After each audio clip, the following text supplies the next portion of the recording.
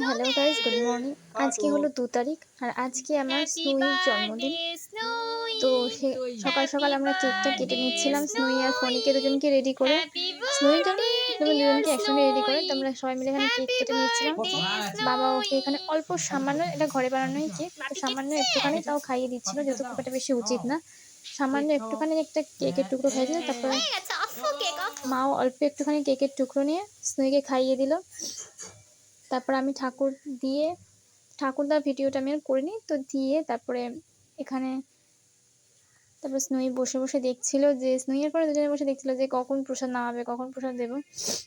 তো এরকম বসে থাকে পুজো দিলে, তো বসে বসে ওয়েট করছিল। তো তারপরে আমি দিদিকে এই স্ট্রিক্সের হেয়ার কালারটা করে দিচ্ছিলাম আজকে, যেহেতু আমার দিদির ছুটি ছিল কাজে থেকে, তো তাই জন্য একটা দিনই সময় পেয়েছিল, তাই ওকে হেয়ার কালারটা করে দিচ্ছিলাম। তো পার্পেল কালার, তো অনেকদিন পরে মানে কালারও করছে, অনেক দিন না, প্রায় অনেক বছর পরে হেয়ার কালারটা করছে। তো এখানে এই যে হেয়ার কালারটাকে করে দিয়েছি। তারপর আমরা দুজনে মিলে লাঞ্চ করতে বসে গেছিলাম দুপুরবেলা, দিদি আমি মিলে সিনেমা দেখতে দেখতে খাচ্ছিলাম। তো তারপরে বিকালবেলাতে উঠে চা করলাম।